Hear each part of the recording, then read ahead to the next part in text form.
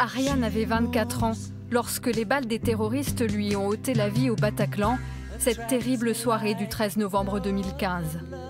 10 ans plus tard, presque jour pour jour, sa maman s'attache sans relâche à faire vivre sa mémoire. Ma fille avait comme héroïne de comics préférée Wonder Woman. Moi, je ne suis pas Wonder Woman. Donc, je ne serai jamais mon Ariane. Mais ce que je peux faire vivre d'elle, je le fais. On nous a dit aux parents de victimes qu'il fallait arrêter de vivre avec les morts. Mais je suis désolée, ils ne sont pas morts. Ils ne sont morts que pour ceux qui ne veulent pas prononcer leur nom. Ils ne seront jamais morts, parce que c'est nous qui les faisons vivre. Raconter Ariane, c'est difficile, parce que c'est une personnalité tellement riche que pour arriver à la raconter, je n'aurai que des bribes. Hein, si ce n'est que c'est une lumière, c'est ma lumière. C'est ma lumière. Et elle vit en moi et elle me donne son énergie. Elle est partout présente. Elle est partout, partout. Ariane, c'est la deuxième d'une fratrie de 4.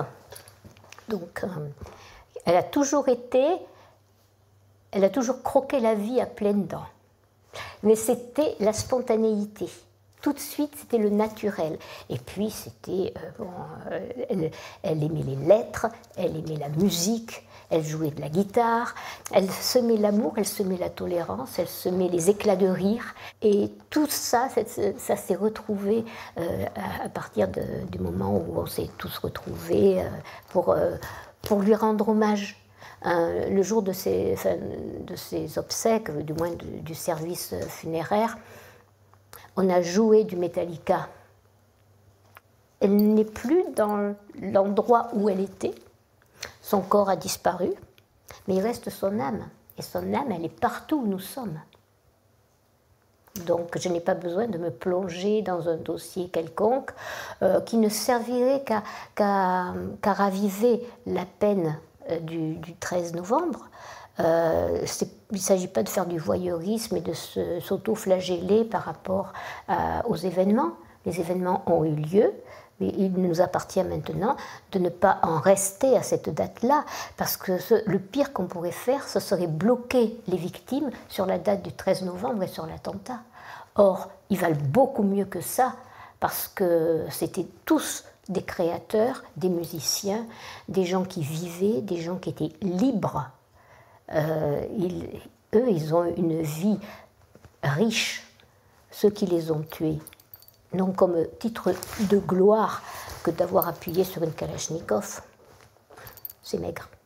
C'est mon fils aîné, qui était lui aussi à Paris, qui nous a téléphoné en disant, écoutez, il y a du grabuge à Paris, mais rassurez-vous, moi je suis en sécurité, il n'y a pas de souci.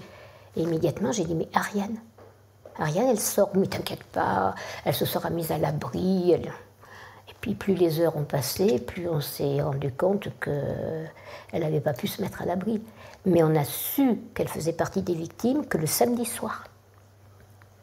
Mais dans tout notre malheur, nous avons eu la chance de pouvoir la voir, de pouvoir l'embrasser. Il y a des familles qui n'ont pas pu parce que les corps étaient trop abîmés. Donc on a pu lui dire au revoir comme ça. Au revoir, mais pas adieu. Et je n'ai jamais cherché à savoir quel était, avoir le rapport d'autopsie. Je reste peut-être avec l'illusion fausse, mais une illusion c'est toujours faux, qu'elle est morte tout de suite. Mais je ne pouvais pas affronter ça. L'énergie a des limites. Bon, on a été sidérés, comme tout le monde, par ce qui se passait. Et tout de suite, on est pris par, en fait, le quotidien. Parce que tout de suite, il faut penser... Alors, on vient de vous dire que votre enfant fait partie des 130 victimes. Et il faut s'occuper des obsèques. Il faut s'occuper de vider l'appartement. Donc, la vie quotidienne nous a rattrapés. Et dans le fond, c'était bien, parce que ça a mis à distance la douleur. La douleur, elle y était. Mais on a été obligé d'être actif tout de suite. Et cette énergie-là, on l'a gardée. Il y a de la rage, pas contre ceux qui se sont fait exploser, parce que c'était des pauvres types qui n'avaient rien fait de leur vie et qui cherchaient, parce qu'on leur avait bien lavé le cerveau, à avoir un petit peu de publicité. Bon, eux, je les plains, je plains leurs parents, parce que ce sont des parents de victimes aussi. Maintenant, ceux qui ont commandité tout ça, alors là, je ne leur pardonne pas. Je sais bien qu'on devrait pardonner, j'en suis pas encore là. Pour l'instant, ils ont mon indifférence. Vous n'étiez pas au procès des attentats? Non.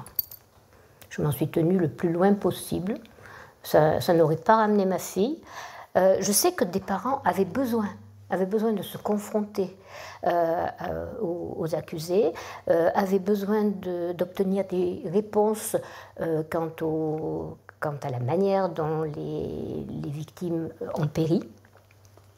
Bon, moi, ma fille est partie, ça me suffit, c'est déjà pas mal.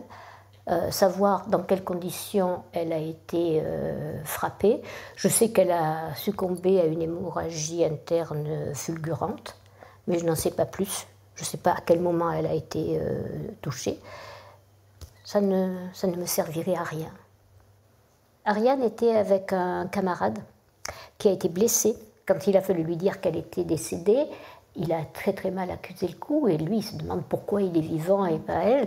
Je pense à lui en ce moment parce que ça va être très dur pour lui de se replonger. Il a essayé de tout mettre à distance, mais ça va être très dur pour lui toute cette période où on ne parle que de ça. Que de ça. Là, la ville de Besançon fait quelque chose de très bien puisque le 13 il va y avoir ce concert à la Rodia. Il est très important que les gens continuent à aller dans les spectacles, à aller dans les restaurants, à aller sur les terrasses, parce que c'est notre liberté, c'est notre vie. Si on commence à ne plus penser à ce qui s'est passé, il ne s'agit pas du nom des victimes. Les noms des victimes est important, parce que, comme je disais l'année dernière, on se souvient des noms des terroristes et pas des victimes. Mais il ne faut pas les bloquer là-dessus. En revanche, rappeler qu'on a besoin de continuer à aller dans les spectacles, à écouter de la musique, à faire rugir des guitares. Hein. Ça, c'est important, parce que sinon, c'est notre liberté qui sera morte. J'ai fait mon chemin par rapport à Ariane. Ça me concerne comme un fait historique. Et parler d'elle, aujourd'hui, c'est que la vie gagne. C'est injuste, c'est pour ça que notre devoir, c'est de ne pas céder à cette injustice. D'accord, on me l'a enlevé, mais d'une façon, pas de toute.